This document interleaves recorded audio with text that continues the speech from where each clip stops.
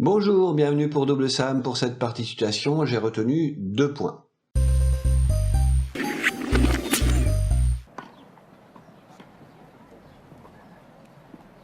On va mettre le doigt d'abord sur une erreur très fréquente bien sûr chez les débutants qui peuvent ne pas connaître cette règle, donc on va la rappeler, mais aussi une erreur que l'on peut retrouver chez ceux qui ont quelques années de pratique, voire les tout meilleurs. Au départ du point, tout le monde est en place, on voit que le partenaire relanceur est bien tourné vers son vis-à-vis au filet. Son objectif à lui, une fois le retour effectué, ça va être de rejoindre la croix verte pour aller coller le filet et menacer le serveur.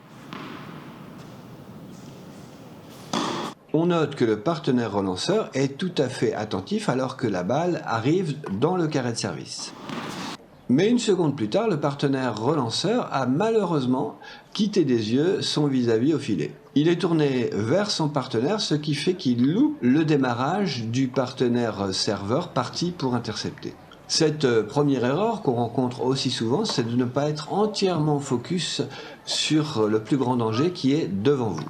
Du coup, n'ayant pas l'information du démarrage de son vis-à-vis au filet, le partenaire relanceur entame son démarrage vers l'avant. C'est trop tôt, et quand il va découvrir le déplacement de son vis-à-vis, ce sera trop tard. Au moment de l'interception, idéalement, le partenaire relanceur devrait se retrouver au niveau de la croix verte, c'est-à-dire à la fois un peu plus centré, mais surtout un peu moins proche du filet pour pouvoir sauver ce qui pourra l'être. Le partenaire serveur, lui, a 2 choix, soit jouer dans les pieds de son vis-à-vis au filet, soit jouer tout simplement dans la zone ainsi découverte, matérialisée ici par ce rectangle rouge.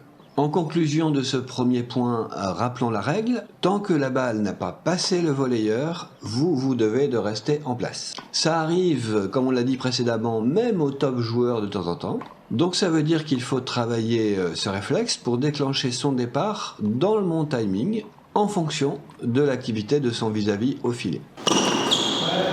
Deuxième point maintenant, tout le monde est en place, notez la position du partenaire relanceur sur la ligne de service et surtout près du centre. Pour rappel, la position du partenaire relanceur au moment du service est à l'appréciation du relanceur, c'est lui qui va décider. Le serveur a servi sur le revers du gaucher. On peut noter le départ du partenaire serveur qui est parti pour intercepter. Et il a choisi le bon moment puisqu'il a choisi de le faire pendant que le relanceur joue. Très bon timing. On note également que le serveur a décidé de suivre son service au filet.